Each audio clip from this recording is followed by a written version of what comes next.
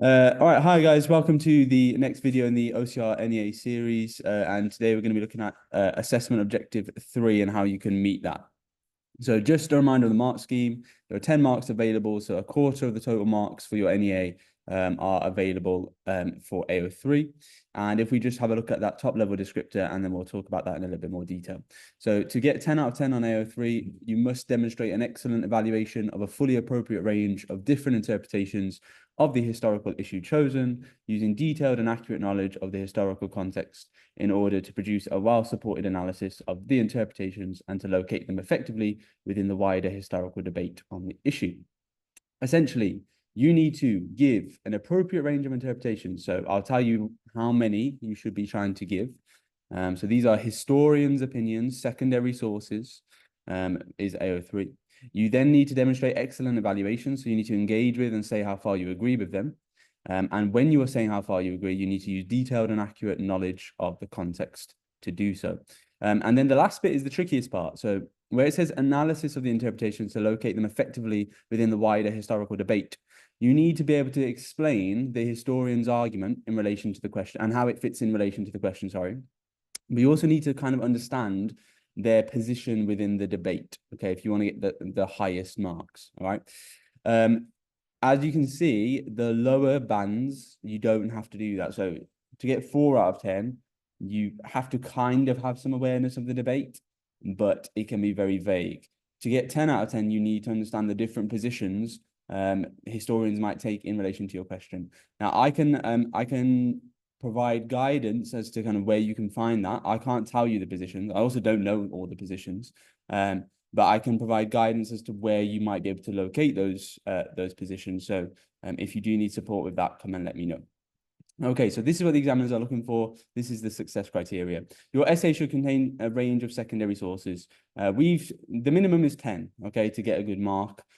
We would say 15 to 20. I would say 15 is probably optimal. 20 means you might be stretching yourself a little bit thin, but 15 to 20 is ideal. And they just need to be one quote from a historian. That would be sufficient for AO3.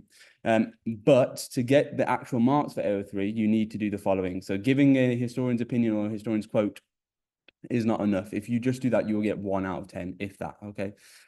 First of all, you need to ensure an excellent range, so 15 to 20, but this is where the marks are gained. So if you look at point 2 and 3, you need to, first of all, analyze and explain that historian's viewpoint, how it fits in with the question and how it fits in with the broader debate. And then you need to engage with and evaluate how useful those historians' interpretations are, and kind of how far you agree with them. So think about what knowledge you have which confirms or disproves the historian's argument. So you need to be thinking about, what do I know about this topic? And do I actually agree with this historian based upon what I know? Okay. Like I've said in number 4, show an awareness of the debate. And then finally, your AO3 should be slotted firmly within the paragraph. It shouldn't be bolted on. What we do for the rest of the video is I'm just going to go through some examples. Again, I've got level 1 all the way through to level 6, and we'll talk through each one. After each one, pause the video, have a read through of the answer, sorry, and we'll discuss why they got the marks, okay? Right, so first one, pause. Okay, so this one is really quite weak. So they've given a quote, and this is an example of, they've given a quote which it is a quote, but first of all, it's not really relevant to the question, or it's not explained how it's relevant to the question. So the question is asking how important was Russia to the defeat of Napoleon, and then it talks about the Allies had evolved a strategy of avoiding battle.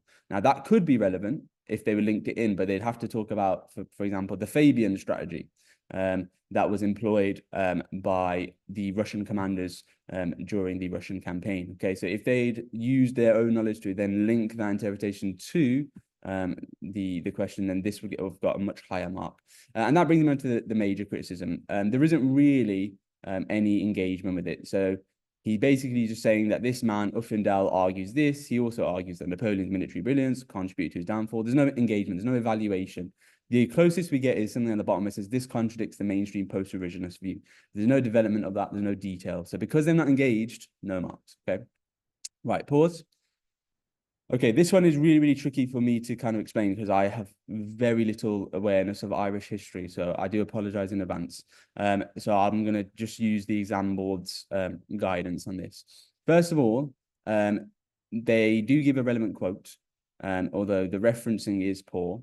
So they don't need to talk about where it says historian R.F. Foster in his book Modern Ireland, 1600 to 1972. They don't need any of that. The analysis, so their ability to explain R.F. Foster's opinion and where it fits in with the debate, is very, very weak. Okay, so they talk about the visionary republic of the IRB tradition, but there's no development of what that is and how this would slot in. Oh, sorry, hang on. No, so there's no development of where his opinion actually fits in with what side of the debate. And they use words like Ulster being put on a sacrificial table. So that's clearly them trying to engage and analyze a little bit, but they've not really explained what they mean by that. There's some awareness of context. There's very little own knowledge, and there's very little awareness of the debate. Okay, they've not said that Foster takes this position, and they've not really given specific own knowledge. They've used some nice phrasing, so they're content to place Ulster on the sacrificial table of home rule. So they are aware of some context, but it's not specific enough. Okay, this candidate has spent more time focusing on giving flowery language and not actually what the exam board is looking for. And as a result, they've got 2 out of 10. Okay. This is the third one. So assess the view that political rather than social issues were the main cause of the French Revolution. Okay, so this one is kind of an example where they are doing a little bit of everything. So the quote they give is relevant. It could have been more closely linked back to the question. So how, Shannon and who agrees with Cobham, why they're important, why they're focused on supposed social categories or political ones. They could have linked that more to the question, because how does that actually link to the cause of the French Revolution? All right. The engagement is poor. Okay, so they say Shannon is partly reliable because it's backed up by Cobham or agrees with Cobham, but there's no understanding or engagement with where Cobham's coming from. So they're basically saying that Shannon is partly reliable or partly helpful, or they partly agree with Shannon because Shannon's used Cobham's work, or why is Cobham reliable? Okay, so the question is just, it could be asked of that. There is some knowledge used to question the apparent view of Shannon and to support it, but it is not detailed or developed. What does that mean? That means that there is no specificity. They say the bad harvest and rise in prices should not be ignored as a background to unrest. Give me numbers, give me stats. Okay, why was there a bad harvest? How much did prices increase by, and so on? Okay. So they're doing a little bit of everything. They are trying to use their own knowledge. They're trying to engage, but it's not developed enough. It's not detailed enough. It's not specific enough. Okay. And you'll see in the other examples that they go a little bit further. I just have to move this down. Okay. Pause the video now. Okay. So this one again is an example of a candidate who's trying to do a little bit of everything. So first of all, they do engage with the debate between the weaknesses of the Conservatives, and they do analyze the different views. So they do try and locate them in the debate, but they don't go into that much depth. Okay, so they needed to flesh out Marr and Pugh's arguments a little bit more. Okay, it reads a little bit like a ChatGPT summary. All right, they need to be a bit more specific and kind of work out and focus on what Marr and Pugh are actually saying about the reasons for the election victory. Okay, what are they actually putting emphasis on? There's some knowledge of the context, so they do give specific knowledge there, so that will get the marks. So where it says 2.77 marks per pound, 12% to 15%, that's really good. But again, they could have linked it back to what the exam board calls public perceptions of competence, which is a little bit more about, which is basically more kind of in line with their argument. So it's all very well using evidence to test an interpretation, but you've got to make sure you're linking that in with what you're ultimately arguing. Okay. But this is good. All right. So this is a good example of what to do. And this would have got the candidate 6 out of 10, yeah, up to 6 out of 10. Okay. Pause video. Okay, this one is really nitpicky. I think the exam board might have been slightly harsh on this one. But the knowledge is very good. And the analysis of the interpretations is good, but that's where the exam board thinks that it could have been stronger. So they talk about, is Evans' view of what factors most significant Aboriginal decline, or is it some relevant evidence taken from a general history? So this is a really good example of what to do, but ultimately the exam board thinks that this candidate could have gone a little bit further in terms of their detail and development. Okay, and then also where it says towards the bottom, Evans' information is tested and put into context by some scholarly investigation, but the general debate might be more firmly established. All right, basically the exam board has been very picky on this one. They just wanted more specific own knowledge, more analysis and location of the interpretation within the debate, and then a little bit more evaluation. If you produce this throughout your answer, you're going to be getting a good mark. Okay. And then finally, this is what a perfect one looks like. So pause the video, have a read through this one.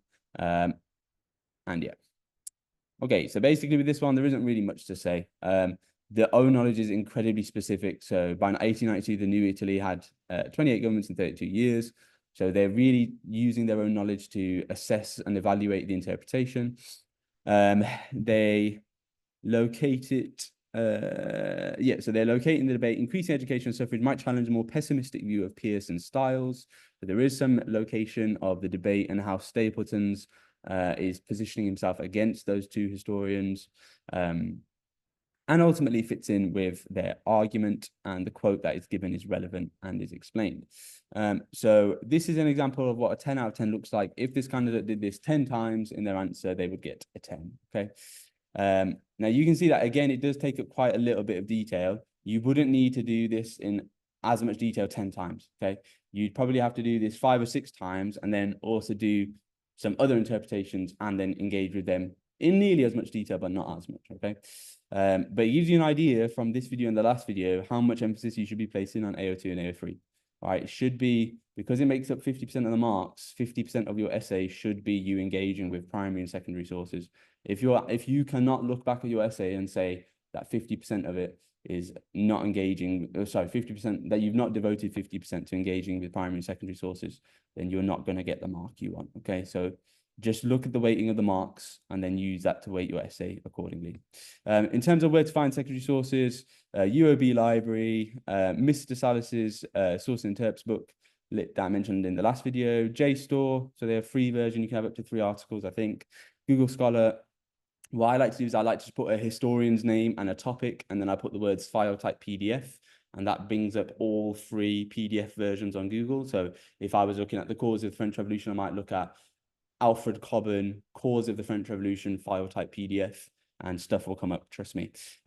We have books in the department you can borrow. We've got the textbook you can use. We've got source books, and then also websites like Alpha History usually have an interpretation on every single page that they create. So I look at read through the cause of the French Revolution, for example. If you're doing that one, you could potentially find some stuff there.